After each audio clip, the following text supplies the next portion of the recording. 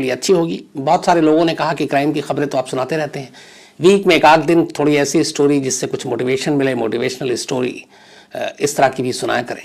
तो मुझे खुद ये स्टोरी बहुत पसंद है जो आज आपको सुनाने जा रहा हूँ। मुझे लगता है आप लोगों को भी पसंद आएगी, आए तो ज़रूर बताइएगा। ताज होटल के बारे में हम सब जानते हैं, लेकिन ये जो पूरा ताज ग्रुप का होटल है, इसका जो पहला होटल बना मुंबई में, ताज महल पैलेस होटल, मुझे लगता है कि आप जितने लोग हैं सभी आप इसके बारे में जानते होंगे। बहुत सारे लोग वहाँ ठहरे होंगे, बहुत सारे लोगों ने तस्वीरों में देखी होंगी। हिंदुस्तान की शान, हिंदुस्तान का ताज, ये ताज महल होटल, इसके बनने की कहानी अपने आप में बड़ी दिलचस्प है। कैसे एक बेइज्जती की वजह से ताज महल होटल का जन्म हुआ, ये मैं आपको बताऊंगा। लेकिन पूरी कहानी शुरू करूं, करीब 119 साल पुराना हो चुका ये होटल। 14 साल पहले चलते हैं, 2008 में, 2008 26 नवंबर। आपको पता है मुंबई में 10 आतंकवादी घुसे समुंदर के रास्ते, पाकिस्तान से आए थे और 10 के 10 मुंबई को जख्मी करने के लिए आए थे। ये 10 लोग जब मुंबई में उतरे, शाम का वक्त था। इसके बाद दो दो की टोली में 5 ग्रुप बनाया और अलग अलग हिस्सों में फैल गए, अंधाधुंध गोलियां चलाते हुए। जिन्हें जिधर मौका मिला बस इन्हें लोगों को मारना था, चाहे वो वीटी स्टेशन हो, चाहे वो नरीमन हाउस हो, ओबराय होटल हो, और एक ताजमहल होटल भी था। तो अलग अलग जगहों पर ये लोग दाखिल हुए थे। ओबराय होटल में 350 मेहमान थे उस वक्त, और ताज होटल में जब ये आतंकवादी हमला हुआ तब करीब 450, 450 गेस्ट वहां पर रुके हुए थे। 8:30 के बाद ये लोग दाखिल हुए थे ताजमहल होटल में, ताज के पिछले इलाके से, जहाँ से कैटरिंग और बाकी चीज़ें और लॉन्ड्री के सामान जाते हैं, जो वहाँ के स्टाफ के लिए जो गेट है ताजमहल होटल के। जब ये आतंकवादी वहाँ घुसे थे तो आमतौर पर जितने भी मेहमान थे ताज में ठहरे हुए थे, करीब 450, ज़्यादातर लोग खाना खा रहे थे। कुछ खाना खाकर अपने रूम में चले गए थे, कुछ रूम में ही कुछ लोगों ने ऑर्डर दिया था। और उसके बाद वहाँ पे 4 आतंकवादी दाखिल होते हैं इन 10 में से, जो 10 पहुँचे थे। उन आतंकवादियों की बातचीत का पूरा ऑडियो भी रिकॉर्ड है। उसमें से कई आतंकवादी जो सीसीटीवी कैमरे में कैद हुए और बात कर रहे हैं फ़ोन पे, वो कह रहे हैं अरे ये मैं कहाँ आ गया हूँ। अपने आकाओं को जो पाकिस्तान में हैंडलर बैठे थे उनको बता रहे थे कि तो ऐसा लग रहा जैसे किसी मार्केट में, किसी मॉल में आ गए, ऐसा होटल मैंने कभी देखा नहीं। क्या शानदार होटल है, भटक जाऊँगा, इतना बड़ा है, क्या मुलायम मुलायम गद्दे हैं। ये सारी ऑडियो रिकॉर्डिंग है, उस पर हम लोगों ने बहुत सारे शोज़ भी किए थे। तो आतंकवादी भी उस होटल में घुसकर उस होटल की चकाचौंध से एक तरह से चौंधिया गए थे, लेकिन फिर उसी होटल को वो बर्बाद भी कर रहे थे। करीब 60 घंटे तक, 60 आवर्स, 4 आतंकवादियों के कब्जे में था ये ताज होटल। इस दौरान में उन्होंने कमरे में घुस घुस कर मेहमानों को मारा। जिन लोगों ने दरवाज़ा नहीं खोला, उनसे नहीं खुला आतंकवादियों से, वो बचे रहे। कुछ बेड के नीचे, कुछ कहाँ यहाँ वहाँ छुपे रहे। बाद में एनएसजी की कमांडो दिल्ली से पहुंची थी, अलग अलग जगहों पे उन्होंने डेरा डाला, ताज में भी घुसे। और उसी वक्त का किस्सा है कि रात को ही, देर रात, जब ये खबर फैली कि मुंबई में आतंकवादी हमला हुआ है और ताजमहल होटल में भी कुछ आतंकवादी घुस गए, तब उस वक्त टाटा ग्रुप के जो चेयरमैन रतन टाटा, जब उन्हें पता चला तो उन्होंने सबसे पहले होटल पे फ़ोन किया था। कहते हैं कि घंटी बजती रही, फ़ोन उठाया नहीं। और वाजिब सी बात है, क्योंकि चारों तरफ वहाँ पे पैनिक, आतंकवादी घुसे हुए हैं, गोलियाँ चल रही हैं, तो जो भी स्टाफ है वो भी जान बचाने के लिए इधर उधर भाग रहा है। तो रिसेप्शन पे, बाकी जगहों पे कोई फ़ोन उठाने वाला नहीं है। तो रतन टाटा परेशान हो गए और इसके बाद कहते हैं कि उनसे रहा नहीं गया और वो खुद अपनी गाड़ी में निकले और ताज होटल पहुँच गए। वहाँ पहुँचे तो वो अंदर जाना चाह रहे थे। सिक्योरिटी गार्ड ने रोका, बोला सर यहाँ पे हालात ठीक नहीं है, अंदर टेररिस्ट हैं, उनके पास हथियार है, हैंड ग्रेनेड है। धमाके की आवाज़ तब तक आनी शुरू हो गई थी और ऐसे में आपका अंदर जाना खतरे से खाली है नहीं है। सिक्योरिटी गार्ड और बाकी तब तक फोर्सेस थी, उसके समझाने पे रतन टाटा वापस आए। लेकिन इससे ये पता चलता है कि ताज होटल उनके लिए सिर्फ ये नहीं कि वो उसके ताज ग्रुप के चेयरमैन हैं और मालिक हैं उस होटल के।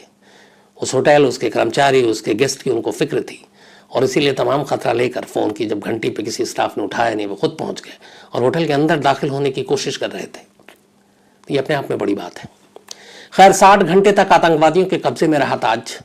एनएसजी की कमांडो और बाकी टीमें पहुंची, सीसीटीवी कैमरे के जरिए एक एक करके आतंकवादियों के लोकेशन पता चला और फिर अंदर मुठभेड़ शुरू हुआ। 60 घंटे के बाद ताज को आज़ाद कराया गया, लेकिन आतंकवादियों ने ताज को बहुत नुकसान पहुंचा दिया था। तब तक बहुत सारे कमरे जला दिए उन्होंने। उसकी वजह ये थी कि कमरे के गद्दे और बाकी जगहों पे वो आग लगा रहे थे और ताकि धुएं की वजह से वो उस धुएं की आड़ में रहे, या ये भी था कि जो मेहमान हैं बंद हैं वो धुएं में दम घुटे तो बाहर है उन्हें गोली मार दें। कई कमरों में तो वो हाउसकीपिंग और क्या क्या बंद कर भी नॉक कर रहे थे। बहुत सारे गेस्ट ऐसे थे जिन्हें पता ही नहीं था कि क्या हुआ है। लेकिन फिर सीसीटीवी कैमरा, हमारे एनएसजी के कमांडो, इन सब की वजह से 60 घंटे के बाद, आफ्टर 60 आवर्स, ताज होटल को आतंकवादियों के चंगुल से आज़ाद कराया गया। चारों आतंकवादी जो ताज में दाखिल हुए थे वो मारे गए, लेकिन साथ में 31 ताज के जो गेस्ट थे और कुछ एम्प्लॉई, उनकी भी जान गई। तो ताजमहल पे जो आतंकवादी हमला हुआ उसमें 31 लोग मारे गए थे, 31, और 4 टेररिस्ट 60 घंटे के बाद आज़ाद करा लिया गया। ताज पे जब आतंकवादी हमला हुआ इससे बहुत नुकसान हुआ। ताज 2 हिस्सों में बना हुआ, एक ताज पैलेस होटल है और उसके बराबर में एक टावर है। उस टावर को जो बनाया गया था वो भी होटल है, 1973 में शायद उसका उद्घाटन हुआ था। लेकिन टावर में उतना नुकसान नहीं हुआ जो मेन ताज में हुआ था, और सबसे ज़्यादा नुकसान हुआ था जो ताज की एक निशानी है, ताज का गुंबद आलीशान, वो खूबसूरत जो दूर से आप देखते हैं, उस गुंबद में भी आग लगा दी गई थी और वहाँ से बड़े कई घंटों तक धुआं उठता रहा था। एक तरह से गुंबद को उन्होंने बर्बादी कर दिया था। इसके बाद 60 घंटे बाद आज़ाद हुआ, ताज बंद किया गया, लाशें वाशें निकाली गई। इसके बाद ताज के मरम्मत का काम शुरू हुआ। जहाँ जहाँ थोड़े बहुत नुकसान थे उसको ठीक किया गया, और करीब 1 महीने बाद 21 दिसंबर 2008 को ताज का कुछ हिस्सा इधर का खोला गया जो जहाँ नुकसान नहीं हुआ था। लेकिन गुंबद और बाकी चीज़ें जो थीं उसको बहुत नुकसान पहुंचा था। 26 नवंबर 2008 की ये बात है, करीब 2 साल लगे। 2 साल बाद 15 अगस्त 2010, 15 अगस्त 2010 को ताज दोबारा बनकर तैयार हुआ। कहते हैं इस पर करीब $40 मिलियन का खर्च हुआ था, $40 मिलियन। तो दोबारा तैयार हुआ और 15 अगस्त 2010 को दोबारा ये मेहमानों के लिए खोल दिया गया। आतंकवादी हमले के 2 साल बाद, आतंकवादी हमले के बाद जो सबसे बड़े मेहमान इस ताज में आकर रुके थे वो अमेरिकी प्रेसिडेंट थे बराक ओबामा। हिलरी क्लिंटन भी आई थी। तो 2010 के बाद फिर से ताज की वही शान, वही रौनक लौटी और ताज फिर से अपनी जगह पे कायम रहा। तो ये थी तो ये ताज के ऊपर जो आतंकवादी हमला हुआ था उसकी कहानी। अब आते हैं असली ताज की कहानी के ऊपर। ये जो ताजमहल होटल है ये ताज ग्रुप का पहला होटल है जो उन्होंने बनाया था, और इसके बनाने की कहानी अपने आप में बेहद दिलचस्प है। हुआ ये कि 7 जुलाई 1896, 7 जुलाई 1896 को मुंबई में तब एक आलीशान होटल हुआ करता था जिसका नाम था वॉटसन होटल। ये वॉटसन होटल एक अंग्रेज था जो आया था यहाँ पर, उसने बनाया था। और मुंबई में तब जितने अंग्रेज थे, गोरे थे, यूरोपियन थे, मतलब उस वक्त सफ़ेद गोरी चमड़ी और काली चमड़ी में बड़ा भेदभाव होता था, हिंदुस्तानी और ब्रितानी में बड़ा भेदभाव होता था। तो वॉटसन होटल में जो एक तख्ती लगी हुई थी कि Indians and dogs are not allowed, कुछ फिल्मों में भी आया कि भारतीय, हिंदुस्तानी और कुत्ते इस होटल में उनको आने की इजाज़त नहीं है। और उस वक्त ये बड़ी आम बात थी। बहुत सारी ऐसी जगह थी जहाँ अंग्रेज़ हिंदुस्तानियों को हक़ारत की नज़र से देखते थे, चूँकि वो राज कर रहे थे, हम गुलाम थे, तो बहुत सारे भेदभाव होते थे। तो मुंबई का ये आलीशान वॉटसन होटल उस वक्त हुआ करता था जो सबसे आलीशान था, और अंग्रेज़ों के ज़्यादातर फंक्शन, बहुत सारे कल्चरल प्रोग्राम्स, ये सब उसी वॉटसन होटल में हुआ करते थे। बल्कि कुछ फिल्मों की स्क्रीनिंग भी वहाँ हुआ करती थी, लेकिन वहाँ इंडियंस अलाउड नहीं थे। 7 जुलाई 1896 को इसी वॉटसन होटल में एक फेमस लुमायर ब्रदर्स की एक फिल्म की स्क्रीनिंग होनी थी, लुमायर ब्रदर्स की। और उस वक्त टाटा ग्रुप के जो फाउंडर थे, जिन्होंने टाटा ग्रुप बनाई, कंपनी बनाई, जमशेदजी टाटा को भी इनवाइट था लुमायर ब्रदर्स की तरफ से, चूंकि वो एक अच्छे बड़े इंडस्ट्रियलिस्ट थे। जमशेदजी टाटा 7 जुलाई 1896 को मुंबई के वॉटसन होटल में जाते हैं, लेकिन गेट पे उनको रोक दिया जाता है। कहा जाता है कि आप हिंदुस्तानी हैं और हिंदुस्तानी को इस होटल में एंट्री नहीं है। अब उन्हें बुलाया गया था, बाकायदा वो मेहमान थे, उनके दोस्त ने उनको इनवाइट किया था, लेकिन दरवाजे पर बुलाकर बेइज्जती की गई। और जमशेदजी टाटा को कहा गया कि चूंकि आप इंडियन हैं, यहाँ सिर्फ गोरे आएंगे, तो आप होटल के अंदर दाखिल नहीं हो सकते। बिना कुछ कहे जमशेदजी टाटा वहाँ से वापस लौट आते हैं। बट ये बात उनके दिल के अंदर घर कर जाती है। उन्हें लगता है कि ये सही नहीं है। कहते हैं जो किताबें लिखी गई हैं, इसी के बाद उनके मन में ख्याल आया कि क्यों ना एक ऐसा होटल बनाऊं जो हिंदुस्तान का सबसे बेहतरीन होटल हो, लेकिन वहाँ कोई भेदभाव ना हो, वहाँ हर हिंदुस्तानी गोरा काला सभी आकर ठहर सके, मेहमानों के बीच में कोई भेदभाव ना हो सके। कहते हैं तब उन्हें यह आइडिया आया, और इस आइडिया के आने के बाद सिर्फ 2 साल के अंदर उन्होंने मुंबई, साउथ मुंबई में कोलाबा के पास एक आलीशान होटल बनाने का फैसला किया। उस वक्त तक गेटवे ऑफ इंडिया की भी बुनियाद नहीं रखी गई थी, जो आज वहां पर सामने आप देख रहे हैं। 1896 में उन्हें वॉटसन होटल में घुसने से रोका गया था जमशेदजी टाटा को, और 1898 में जमशेदजी टाटा ने उसी समंदर के किनारे कोलाबा के करीब ताज महल पैलेस होटल की बुनियाद रखी, उसका फाउंडेशन बनाया, और इसके बाद ताज का काम शुरू हुआ।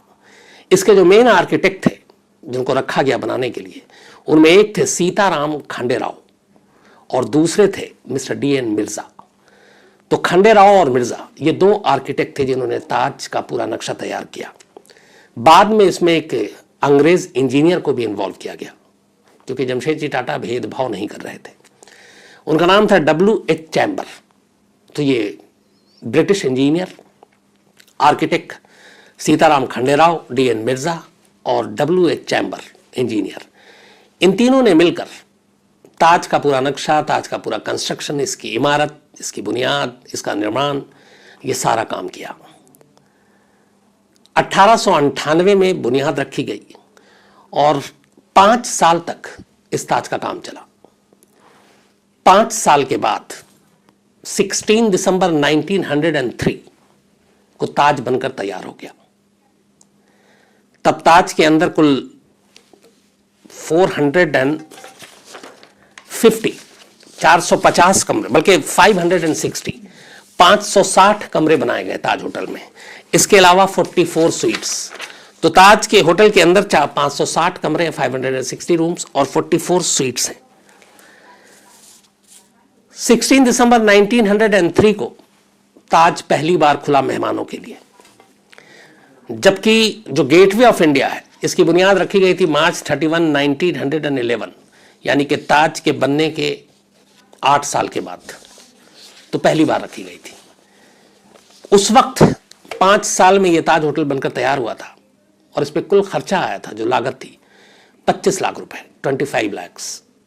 1900 मतलब 1898 से 1903 के बीच में 5 साल में ये जो 560 कमरे, 46 स्वीट्स, ये शानदार इमारत, ये गुंबद, ये कमरे, इन सब का खर्च था 25 लाख रुपए। हालांकि कहते हैं उस जमाने में 25 लाख रुपए भी मतलब न मालूम कितने होंगे आज के हिसाब से अगर हम जोड़ें तो 16 दिसंबर 1903 को ताजमहल गेस्ट के लिए खोला गया, और जब खोला गया इसको तो उस वक्त कहते हैं कि पहली बार ताज होटल में पहले दिन 13 मेहमान आकर ठहरे थे, 13 बल्कि 17 गेस्ट आकर ठहरे थे इस होटल में। और उस वक्त इस होटल का किराया था, जो आम रूम थे उसके लिए 10 रुपए और जो थोड़े बेहतर थे उसके लिए 13 रुपए पर नाइट। तो 10 रुपए और 13 रुपए पहली बार जो ताज का कमरे का किराया था वो रखा गया था। अब यहां पे एक कहानी तो आपको बता दी कि एक बेइज्जती से कैसे पैदा हुआ ताज। जमशेदजी टाटा को वाटसन होटल में रोका गया और फिर उन्होंने बनाया, लेकिन इसके साथ 2 और कहानियां जुड़ी हुई हैं। एक कहानी यह है कि उस वक्त मुंबई में टाइम्स ऑफ इंडिया के चीफ एडिटर हुआ करते थे, जो जमशेदजी टाटा के भी अच्छे जानने वाले थे, दोनों में दोस्ती भी थी। कहते हैं कि chief editor times of India के उन्होंने कहा था जमशेदजी टाटा को कि मुंबई में आप, चूंकि आपका बिजनेस भी है तो आप, उस वक्त मुंबई होता नहीं था, बॉम्बे कहते थे, शुरू से मुंबई कह रहा हूँ, जबकि कहानी सुना रहा था ये बॉम्बे था। तो उन्होंने कहा कि आपको बॉम्बे में अच्छे होटल नहीं है, और जो कुछ हैं 1-2 तो वहाँ पे वही भेदभाव है हिंदुस्तानी और अंग्रेज़ों के बीच, तो आप बॉम्बे में एक अच्छा होटल बनाएं। कहते हैं कि ये उनका आइडिया था। इसी से जुड़ी हुई तीसरी कहानी है। तीसरी कहानी ये है कि 1896 में, 98 में ये सारी चीज़ें हुई थी और 96 में ही वाटसन होटल में रोका गया था। तो उस वक्त तक बॉम्बे में प्लेग फैला हुआ था, प्लेग की बीमारी थी। और देश में हर जगह थी, बॉम्बे में भी ज़्यादा थी। तो कहते हैं कि बहुत सारे लोग बॉम्बे नहीं आ रहे थे डर से, और बॉम्बे का चेहरा और बॉम्बे की तस्वीर, अब तो बॉम्बे बहुत बड़ी चीज़ है, तो उस वक्त बॉम्बे को लेकर बहुत सारी भरम और भ्रामक बातें भी थी, तो लोग बॉम्बे की तरफ आते नहीं थे। तो कहते हैं जब प्लेग हुआ और ये सारी चीज़ें हुई तो जमशेदजी टाटा को भी लगा कि अब बॉम्बे ही उनका हेडक्वार्टर है, यहीं से बिजनेस भी चलेगा। तो कहते हैं कि बॉम्बे से को लेकर उनका जो प्यार था, प्रेम था, उन्होंने कहा इस प्यार और प्रेम के लिए बॉम्बे के लिए कुछ करें और बॉम्बे को कैसे लोगों को आकर्षित करें। तब यह ख्याल आया कि एक ऐसा होटल बनाया जाए वर्ल्ड क्लास का जिसको देखने के लिए लोग आए। तो 3 कहानियां हैं इसको लेकर, एक बेइज्जती वाली, एक उनके दोस्त टाइम्स ऑफ इंडिया के एडिटर, और तीसरी है कि प्लेग के बाद कैसे बॉम्बे से लोगों को जोड़ा जाए, उन प्यार करें लोग, इसलिए बुलाया जाए।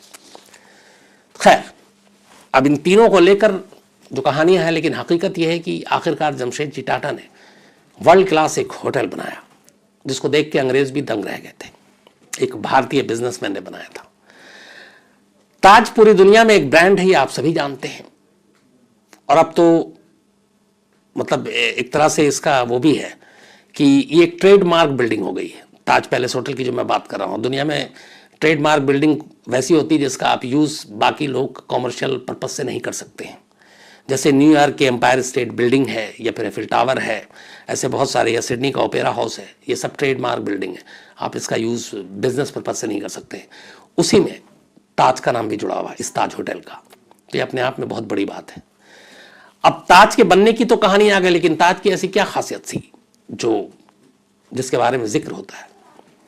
तो बहुत सारी ऐसी चीजें हुई इस ताज के साथ जो पहली बार हुई इस देश में। 16 दिसंबर 1903 को जब ताज खुला, जब इसमें पहली बार 17 गेस्ट आकर ठहरे, तो ये देश का, हिंदुस्तान का उस वक्त का पहला होटल था जहां इलेक्ट्रिसिटी थी, जहां बिजली थी। इस होटल से पहले किसी होटल में बिजली नहीं हुआ करती थी। ये पहला होटल था ताज। ताज पहला और भी कई मामलों में रहा। ताज देश का पहला होटल था जिसके जो बार खुले, उसका हार्बर बार उस वक्त नाम था, जो दिन भर चलने वाला एक रेस्तरां था। और दिन भर चलने वाले रेस्तरां का मतलब 24 घंटे लाइसेंस मिला था। ये ताज पैलेस होटल के नाम पे है, वरना पहले घंटों के हिसाब से होता था, सुबह से शाम, लेकिन ये पूरे दिन चलने वाला था जिसका लाइसेंस मिला। 1972 में जो देश की पहली कॉफी शॉप खुली 24 आवर्स, वो भी इसी ताज पैलेस होटल में खुली। इससे पहले 24 आवर्स पूरे दिन रात कॉफी शॉप किसी और होटल के साथ नहीं था। ताज पैलेस होटल पहला था। तो पहला दिन भर चलने वाला रेस्तरां का लाइसेंस ताज के पास, 24 घंटे की कॉफी शॉप चले, ये ताज के नाम। इसके अलावा ताज देश का पहला ऐसा होटल है जिसका रेस्तरां एसी बनाया गया था, बाद में एयर कंडीशन। इससे पहले एयर कंडीशन नहीं। जब यही सोचिए कि होटल में बिजली ही नहीं तो एयर कंडीशन की क्या बात करें। लेकिन पहला होटल जिसके अंदर इलेक्ट्रिसिटी आई, पहला होटल जिसके अंदर एसी रेस्तरां बनाया गया, और पहला होटल जिसके अंदर फिर बार बने और बार भी एसी बनाया गया। ताज देश का पहला होटल था जिसके अंदर इंटरनेशनल डिस्कोथेक, और इससे पहले नहीं था। तो ये पहला होटल है ताज के साथ, और इसमें बाकायदा जर्मन एलिवेटर्स लगे हुए हैं। ताज के बारे में एक ये भी कहानी है कि ताज जब होटल बना तो जमशेद टाटा जी खुद ही घूम घूम कर पूरे वो लंदन, बर्लिन, पेरिस जाते थे और वहाँ के होटलों को देखते थे, और वहाँ से जो होटल के अंदर सामान सब यूज़ होना है उसका कलेक्शन वो खुद तय करते थे, और फिर वो ऑर्डर देते थे, और फिर वो सारी चीज़ें आती थी। तो पूरी दुनिया में जमशेद जी टाटा ने होटल को कैसे डेकोरेट किया जाए, कैसे क्या बनाया जाए, कैसे क्या सजाया जाए, खुद ट्रैवल करते थे, और उसके बाद ये सारी चीज़ें उन्होंने इकट्ठा की। तो पहला डिस्कोथेक भी ताज के नाम पे है। ताज देश का पहला होटल था। अब यहाँ पे देखिए कहानी कहाँ पलटती है कि एक अंग्रेज़ों के होटल में जमशेद जी टाटा को जाने से रोका गया, और जब ताज होटल बना तो हिंदुस्तान का यह पहला होटल था जिसके जो बटलर्स थे वो अंग्रेज़ थे। जितने भी शुरुआत में 1903 में जब ये होटल शुरू हुआ तो जो बटलर्स हायर किए गए वो सारे अंग्रेज़ थे।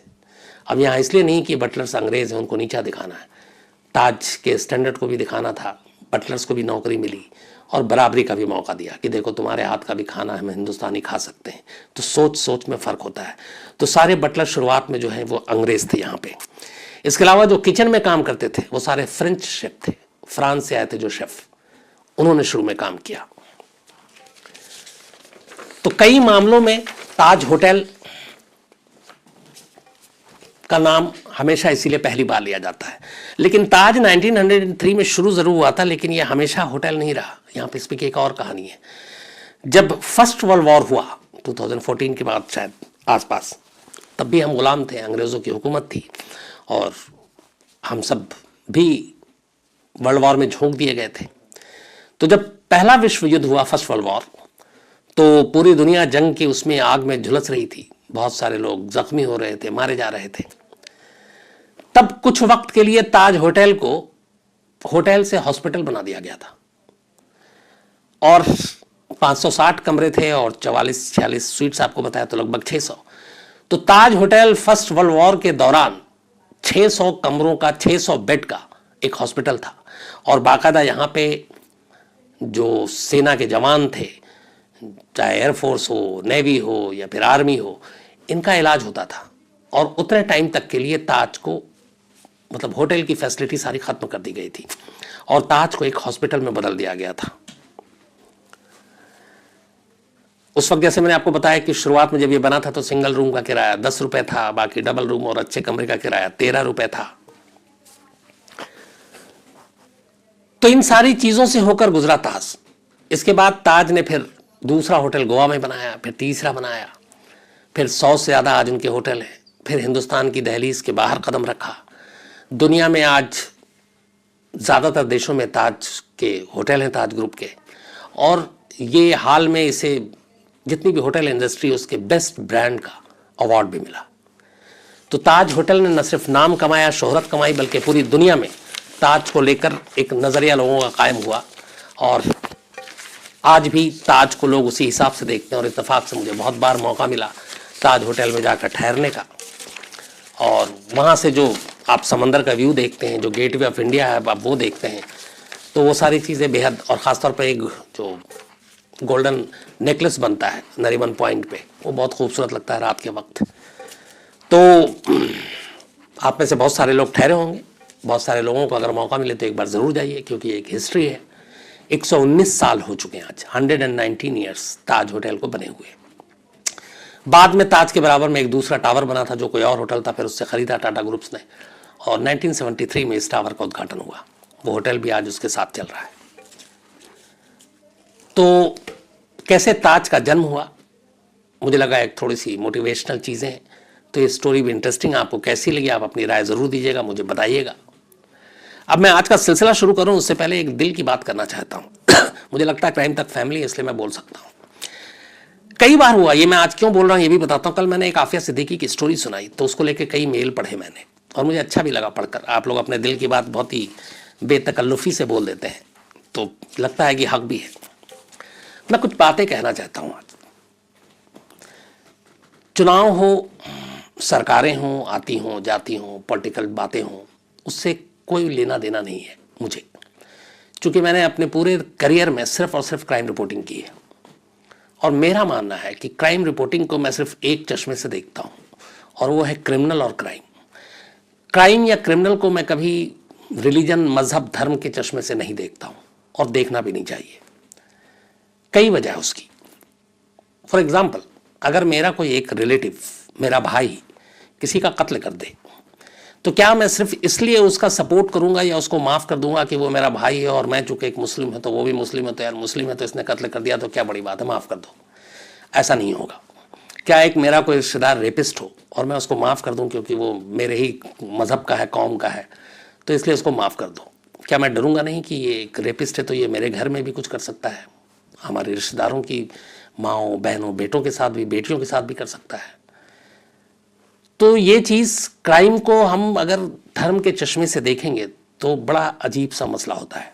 दूसरा, आखिर में बताऊंगा मैं क्यों बोल रहा हूं ये सब। इत्तेफाक की बात यह है कि जब हम बीमार पड़ते हैं, हॉस्पिटल जाते हैं, तो हम लोग कभी नहीं पूछते हैं डॉक्टर से कि ये हिंदू है कि मुस्लिम है। ज़्यादा से ज़्यादा हम ये पूछते हैं कि यार जिस भी चीज़ का स्पेशलिस्ट जो है, बेस्ट कौन होगा डॉक्टर, आंखों का बेस्ट कौन होगा, हार्ट का कौन होगा, किडनी का कौन होगा। लेकिन हम नाम और धर्म पूछ के इलाज नहीं कराते, ना ऑपरेशन कराते हैं।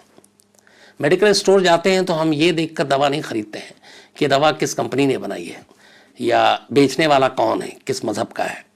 चूँकि डॉक्टर ने लिखा है हमें दवा देनी है, ठीक होना है, तो हम खाते हैं। तो जब क्राइम की बातें होती हैं तो क्राइम में हिंदू और मुस्लिम कभी नहीं लाना चाहिए। मेरी नज़र में जो क्रिमिनल है उसका कोई धर्म, कोई मज़हब नहीं है, चाहे वो कोई भी हो। जैसे अभी मैंने ताज की आपको कहानी सुनाई। मुंबई में जब अटैक हुआ 26 नवंबर 2008 को, 10 आतंकवादी पाकिस्तान से आए, ये 10 के 10 मुसलमान थे। उसके बाद इन्होंने, चाहे वो वीटी स्टेशन हो या छत्रपति हो या फिर बेस सड़क पर हो, ओबराय में हो, ताज में हो, जब वो गोली चला रहे थे, जैसे कसाब वीटी स्टेशन पे गोली चला रहा था, तो क्या कसाब को पहले से पता था कि उस वक्त वीटी स्टेशन पे जो 200 लोग मौजूद हैं उनमें कितने हिंदू और कितने मुस्लिम हैं? वो आंख बंद करके गोली चला रहा था। उसके लिए कोई मतलब नहीं है कि गोली जिसको लग रही है उसका नाम राम है या रहीम है। उसको यही बताकर भेजा गया था तुम्हें ज़्यादा से ज़्यादा नुकसान पहुंचाना है। तो अब यहाँ पे ये बात करें कसाब है और वो रहीम को छोड़ देगा, तो फिर उसके पास लिस्ट होनी चाहिए थी। बट वो तो अंधाधुन गोली चला रहा है, उसको निशाना भी नहीं ले रहा, वो बस अपने AK-47 का मुंह इधर से राइट से लेफ्ट और लेफ्ट से राइट कर रहा है वो। उसी तरह ताज में क्या वो रिसेप्शन पे जाके गेस्ट लिस्ट पहले चेक करते हैं कि किस कमरे में किस धर्म के लोग ठहरे हुए हैं? नहीं, उनको मारना था। तो यहां पे फिर धर्म कहां आ गया? नहीं आया। अब मैं सारी चीजें इसलिए बता रहा हूं कि कल आफिया सिद्दीकी की कहानी थी। बहुत सारे लोगों ने कहा कि आपने आतंकवादी क्यों कहा। कुछ लोगों की बातों से मैं 100% सहमत हूं। कई बार हम मीडिया में ये होता है कि जैसे किसी को आज पकड़ा, हम उसी दिन डिक्लेयर कर देते हैं कि ये कातिल है, हम उसी दिन डिक्लेयर कर देते हैं कि ये आतंकवादी है। जैसे हम कह देते हैं कि आज पुलिस ने 4 आतंकवादियों को पकड़ा। ये गलत है, ये जर्नलिज्म के एथिक्स के खिलाफ है। आतंकवादी या कातिल तब तक हम नहीं कह सकते सामने वाले को जब तक कोर्ट अपना फैसला न सुना दे। पुलिस के गिरफ्तार करने भर से वो शख्स कातिल या आतंकवादी या बलात्कारी नहीं होता है। और ऐसे 50 केस होंगे, हजारों, जो आपको पता होगा पकड़े बाद में अदालत से बेगुनाह छूट गए। तो जब तक अदालत अपना फैसला ना दे दे, हाँ यहां पे भी अब 3 चीजें हैं। लोअर कोर्ट ने फैसला दे दिया तो आप बिल्कुल कह सकते हैं कि ये मुजरिम है, वरना उससे पहले वो मुल्जिम होता है। बार बार मैंने कहा मुल्जिम मतलब जिस पे इल्जाम है, मुजरिम मतलब जिस पे जुर्म साबित हो गया। तो अदालत ने एक बार अगर उसको गुनहगार साबित कर दिया है, फिर आप उसे आतंकवादी कहिए, आप उसे कातिल कहिए, आप उसे बलात्कारी कहिए। लेकिन जब तक कोर्ट अपना फैसला नहीं देता, क्या पता कोर्ट जिसे पुलिस वाला आतंकवादी बताकर कोर्ट तक ले गया है और अदालत उसे छोड़ दिया, ऐसा हुआ है, तो फिर हम वो जो 4 साल तक हमने उसके ऊपर आतंकवादी का तमगा लगा दिया, उसकी फैमिली पे, उस पर, उसके जानने वालों पे क्या बीतेगी। और 4 साल बाद जब वो बेकसूर साबित होता है तो हम कौन सी खबर चलाते हैं, छोटी सी, पता भी नहीं चलता, और वरना हेडलाइन होती है। तो मैं इससे सहमत हूं कि जब तक अदालत साबित न करे जुर्म, हमें नहीं बोलना चाहिए। लेकिन अब यहां पे दूसरी, आफिया सिद्दीकी को 2010 में न्यूयॉर्क की कोर्ट ने बाकायदा तमाम सबूतों को सामने रखकर 86 ईयर 86 साल कैद की सजा दी। तो किस जुर्म में दी? आतंकवादी और आतंकवादियों का सपोर्ट करने, उनके साथ साजिश में शामिल होने के लिए। तो जब अदालत ने कह दिया तो फिर आतंकवादी कहने में कोई बुराई नहीं है। अदालत अगर उसे बरी कर देती तो ठीक है।